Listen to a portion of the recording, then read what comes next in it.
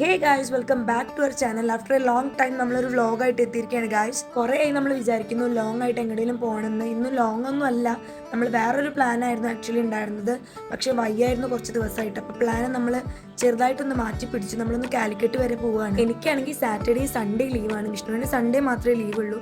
അപ്പോൾ സൺഡേസ് ഒക്കെ വെറുതെ ഇരിക്കുമ്പോൾ എന്തോ പോലെ. അപ്പോൾ നമുക്ക് എങ്ങനെയും പോകാമെന്ന് വെക്കുമ്പോഴത്തേനും കഴിഞ്ഞ സൺഡേ ഫുള്ള് ഹോസ്പിറ്റലൈസ്ഡ് ആയിരുന്നു, ആകെ വയ്യായൊക്കെ ആയിട്ട്.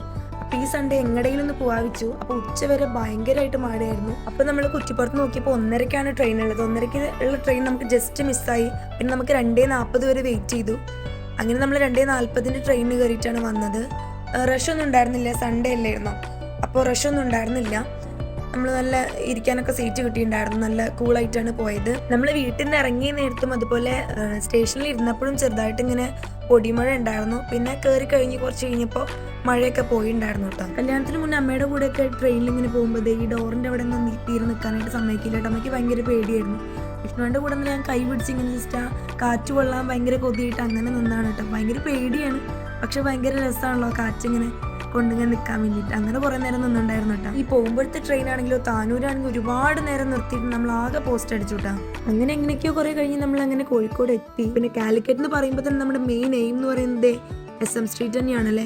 അപ്പം നമ്മളെ എയിം അത് തന്നെയായിരുന്നു. നമ്മൾ പോയ സമയത്ത് സൺഡേ മാർക്കറ്റ് ഓൺ ആയിരുന്നു കേട്ടോ. നല്ല റഷ് ഉണ്ടായിരുന്നു.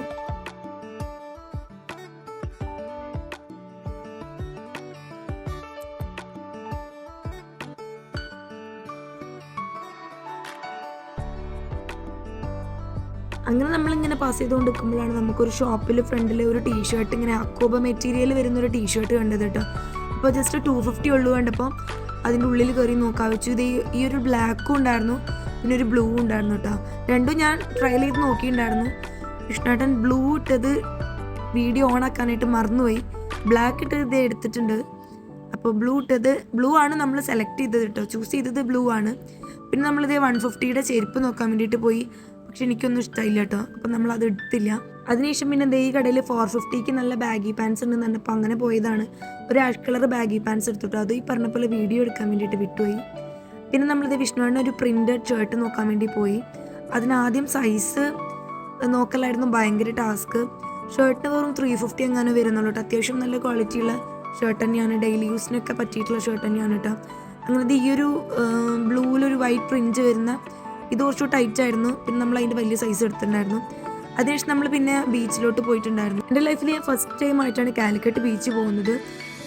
ഞാനിവിടെ മനസ്സിലാക്കിയൊരു കാര്യം എന്ന് പറഞ്ഞാൽ, ഒരുപാട് ബീച്ചിൽ നമ്മൾ മുന്നേ പോയിട്ടുണ്ടെങ്കിലും കൂടിയിട്ട് ഇവിടുത്തെ വാട്ടർ ഭയങ്കരമായിട്ട് പൊല്യൂട്ടഡ് ആണ് കേട്ടോ. ഭയങ്കര ഞാൻ അതൊരു വീഡിയോ എടുത്തിട്ടുണ്ടായിരുന്നു. അത് ഇതിനിടയിൽ ഞാൻ കൊടുക്കാം. ഭയങ്കരമായിട്ട് ഇതിന് വെള്ളത്തിൻ്റെ കളർ നമുക്ക് കണ്ടാൽ തന്നെ മനസ്സിലാകും. നേരിട്ട് കണ്ടവർക്ക് അറിയുന്നുണ്ടായിരിക്കും. ഭയങ്കര ഒരു ആഷ് കളറായിരുന്നു അത്.